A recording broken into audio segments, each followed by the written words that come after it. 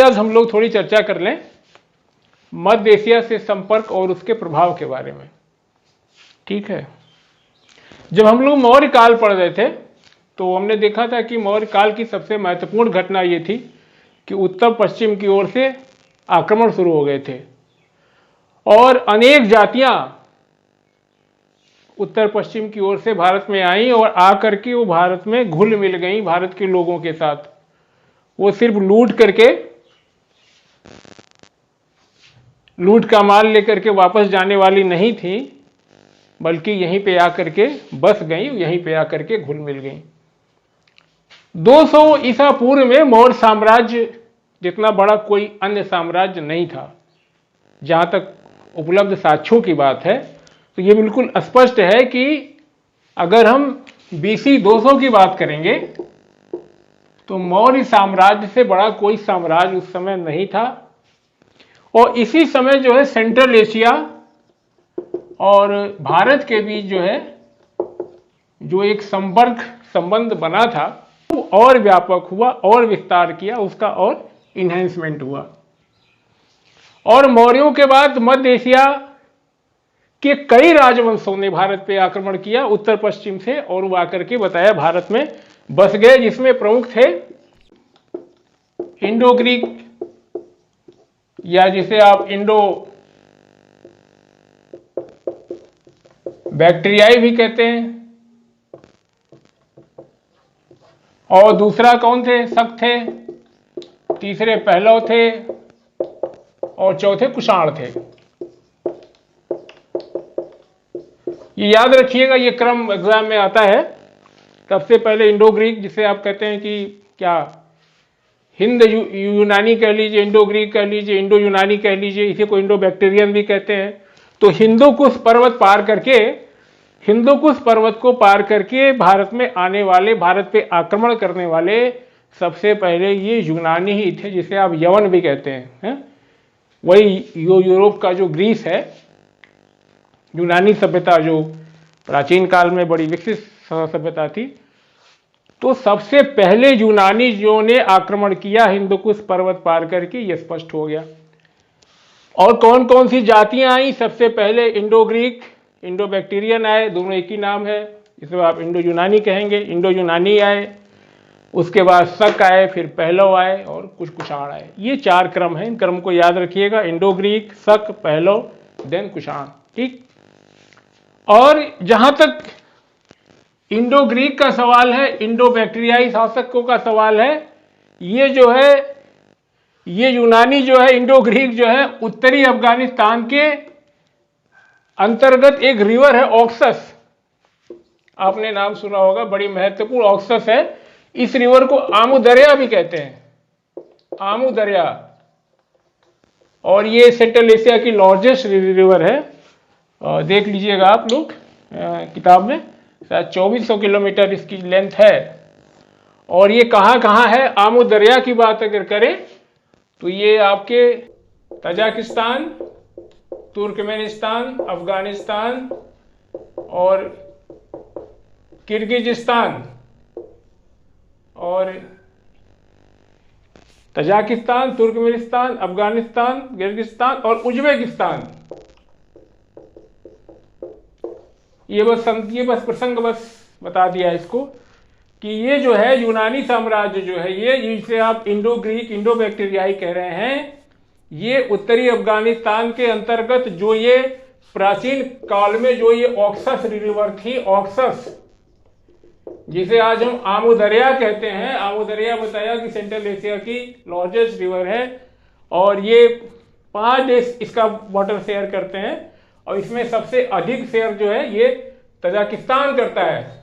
तो Tajikistan, Turkmenistan, Afghanistan, Kyrgyzstan और Uzbekistan, ये 3 देश इसकी वाटर बॉडी शेयर करते हैं, इसका जल शेयर करते हैं। तो ये ऑक्सस नदी पुराने जमाने की आज आमू दरिया है, बड़ी मशहूर रिवर, आपने बहुत सारी कहानी में आमू दरिया के बारे में पढ़ा होगा। उसके दक्षिण बैक्ट्रिया था, आमू दरिया के दक्षिण बैक्ट्रिया था, और बैक्ट्रिया और ईरान बैक्ट्रिया और ईरान से लगा हुआ एक हिस्सा था पार्थिया। ठीक, बैक्ट्रिया और ईरान से लगा हुआ सटा हुआ एक हिस्सा था, इसे पार्थिया के नाम से जाना जाता था। यहां पे इनका साम्राज्य था। इंडो ग्रीक, पहले चर्चा कर रहा हूं, इंडो ग्रीक इंडो बैक्टीरिया की बात कर रहा हूं। ठीक, और इसी बैक्टीरिया को बहलिका भी लिखा। क्लियर। मौर्य के बाद जो है, जो महत्वपूर्ण ये इंडो ग्रीक यूनानियों ने शासन किया, तो जानते हैं कि इनका आगमन कैसे हुआ होगा। और यह स्पष्ट है कि सेलुकस का शासन उस समय ढीला ढाला रहा होगा। और यह भी आपको पता है कि 187 बीसी से लेकर के मात्र 184 बीसी 3 सालों में अशोक के जो अंतिम उत्तराधिकारी थे बृहदत्त, वो निपट गए। बताया उनके सेनापति पुष्यमित्र ने ही उनको छुरा भोग करके सिंहासन ले लिया उनसे। यानी मैं ये कहना चाह रहा हूं कि अशोक के बाद जो उत्तराधिकारी हुए वो कमजोर थे, उनमें इतनी सामर्थ्य नहीं थी कि वो इनका मुकाबला कर पाते। उधर से सेल्यूकस का जो है शासन ढीला ढाला, और इधर चाइना जो है, चाइना वाल बन चुका था। तो इन सारे कारणों के चलते हिंदुकुश पर्वत से सबसे पहले यूनानी आए। उन्होंने अपना साम्राज्य जो है ऑक्सस बताया, आमू दरिया की चर्चा की, उसके दक्षिण में बैक्ट्रिया स्थित था। बैक्ट्रिया और ईरान से लगा हुआ पार्थिया जगह था, वहां उन्होंने अपने साम्राज्य की स्थापना की। और इस साम्राज्य की एक खास बात और भी है कि इनके यहां भी देखेंगे आप कि दो राजवंशों ने, यूनानी दो राजवंशों ने एक साथ समानांतर शासन किया। यानी शासन करने वाले कभी मिलजुल के शासन नहीं करते हैं, सत्ता और पे कब्जा करना उनका उद्देश्य होता है। तो दो यूनानी राजवंशों ने एक ही साथ पश्चिमोत्तर भारत में समानांतर शासन किया। और पहला जो इंडो ग्रीक आक्रमणकारी था उसका नाम डेमेट्रियस था।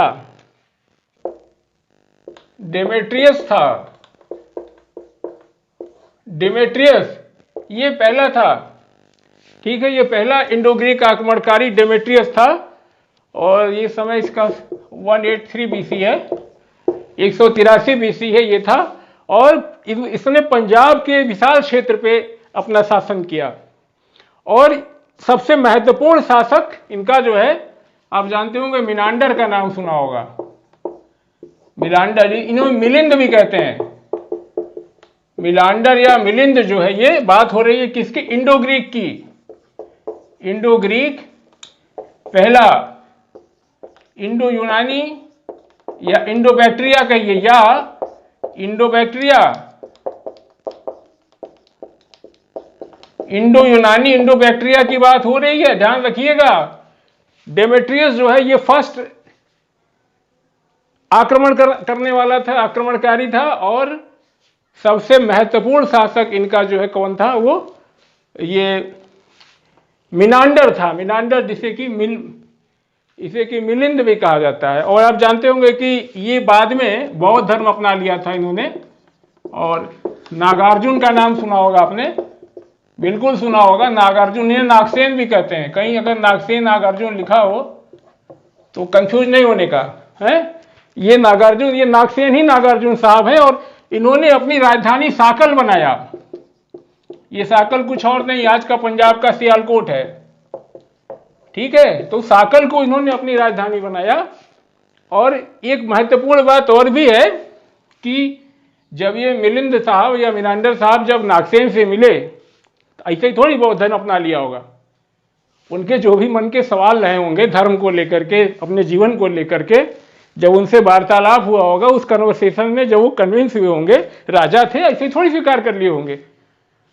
तो उन्होंने जो कुछ भी प्रश्न किए और उसके जो भी नागसेन या नागार्जुन ने जवाब दिए, वो सारे मिलिंद पन्हो, ये कृति का नाम है, बड़ी महत्वपूर्ण कृति है मिलिंद पन्हो।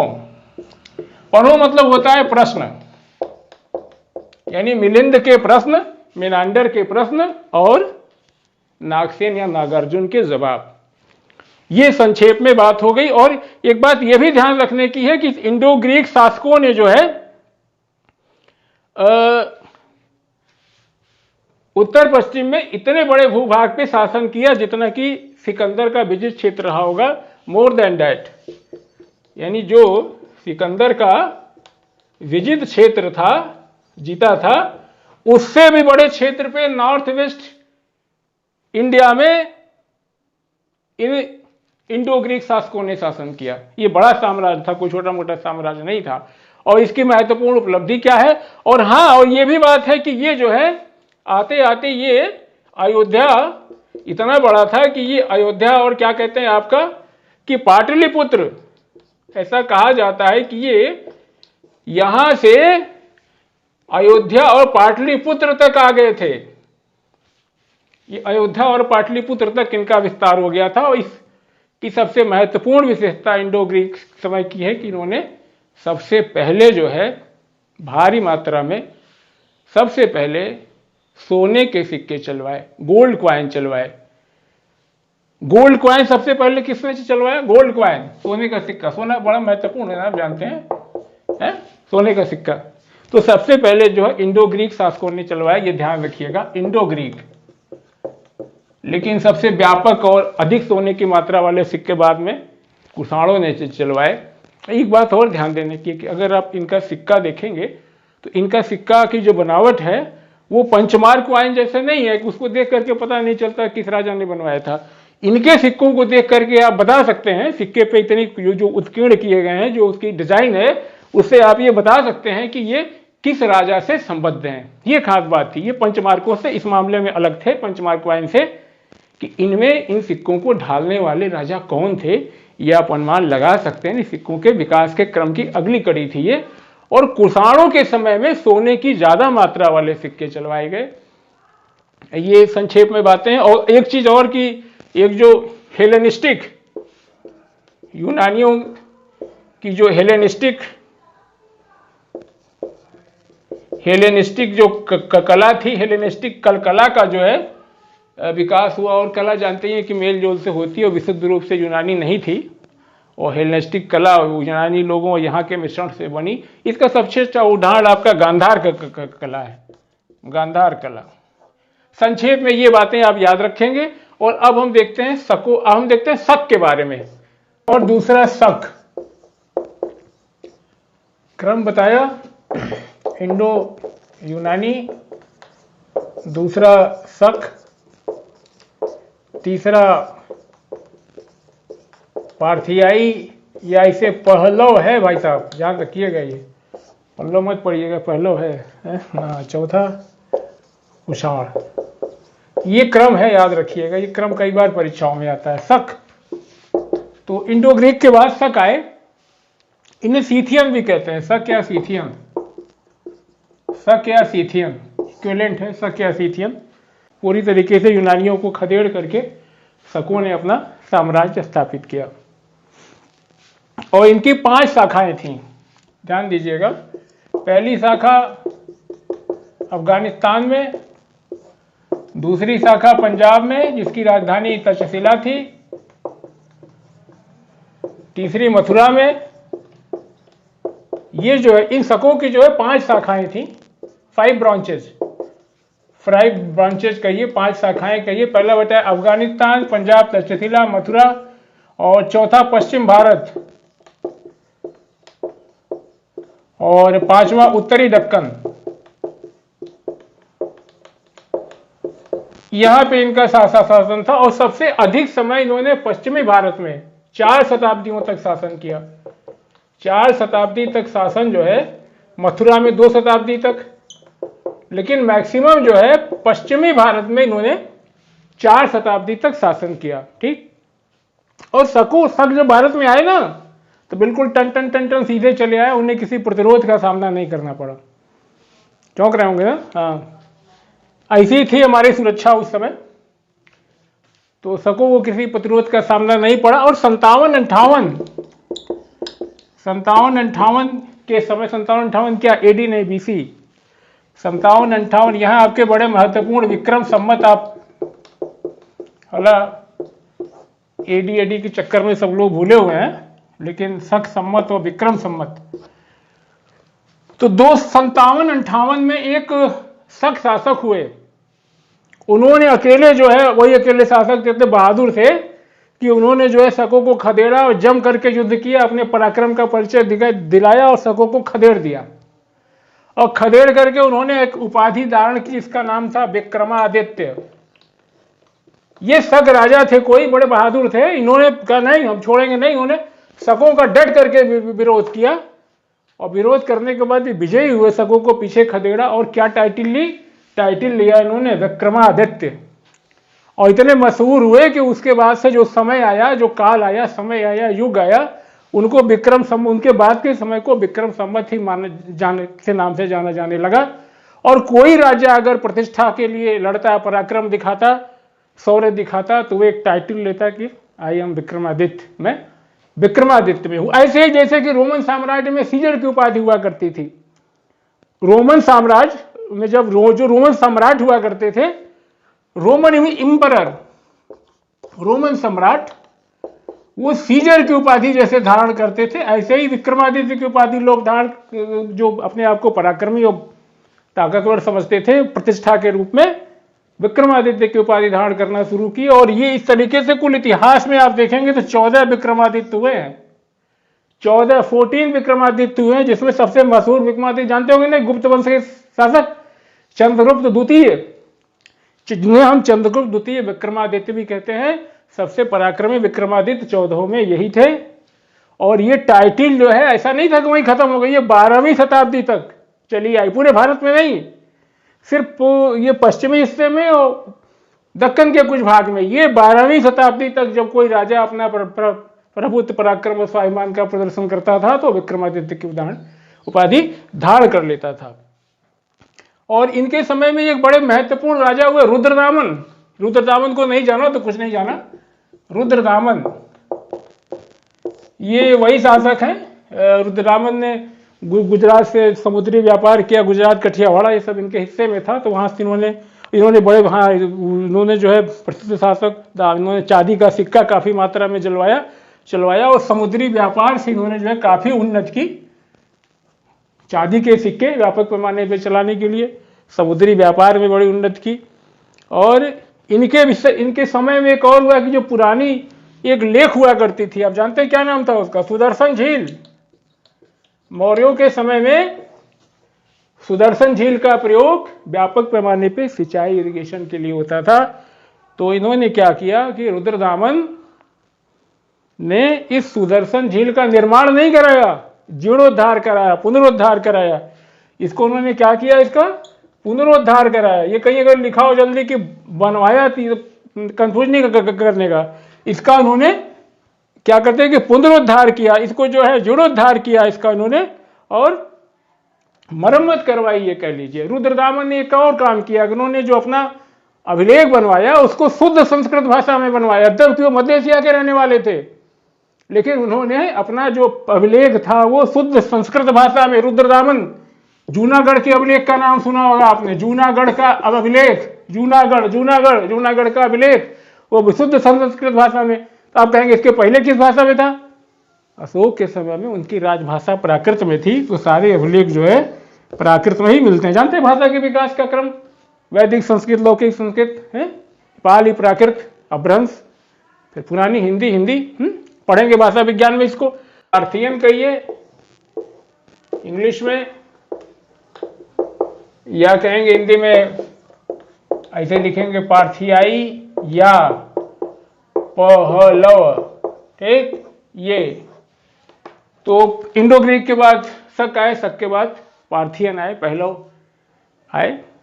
ये भी बताया कि जो शक को सीथियन, शक या सीथियन याद रखिएगा, पार्थियन। कई हमारे संस्कृत ग्रंथ तो दोनों को साथ साथ कहते हैं, शक और पहलव एक साथ लिखते हैं, शक और पहलव। उसकी वजह यह है कि दोनों ने एक साथ शासन किया, पार्थियाई, पहलव, दोनों ने एक ही समय पे शासन किया। और पार्थियाई ने एक बड़े छोटे भूभाग पर, पहली शताब्दी में नॉर्थ वेस्ट इंडिया के एक बड़े छोटे भाग पे पार्थियाई ने जो है एक बड़े छोटे भाग पे शासन किया। और सबसे प्रसिद्ध शासक हुए इनके समय में, किसके समय में? पार्थियाई साम्राज्य में पहलवों के समय में उन राजा का नाम था गोंडो फर्नेस। हिंदी में लिख दिया ऐसे, गोंडो, हाँ देखिए गोंडो फर्नेस। ये गोंडो फर्नेस, अरे भाई ठीक से लिख जाओ, गोंडो फर्नेस, ये गोंडो फर्नेस राजा थे। और इन्हीं के समय में आपने सुना हुआ ईसाई धर्म के प्रचार के लिए सेंट थॉमस आए थे। इनका महत्व इसी में है। कि सेंट थॉमस का नाम सुना होगा आपने, जो ईसाई धर्म प्रचारक थे, वो बड़ा इनकी चर्चा होती, याद रखिएगा इसको। ईसाई धर्म प्रचारक आए थे उस समय, गोडोफरनेस या गोडोफरनेस के समय में ईसाई धर्म का प्रचार करने आए, तो इधर सेंट थॉमस, याद रखिएगा सेंट थॉमस का चर्च आज भी है। तो आए ये, तो ये महत्वपूर्ण बात है और ये ध्यान रखने की बात है कि ये जो भी आए ये भारतीय संस्कृति और समाज का हिस्सा हो गए, ये सारे लोग, या कहिए कि रक्त में आज भी हैं। और अब हम देखते हैं कुषाणों के बारे में। कुषाण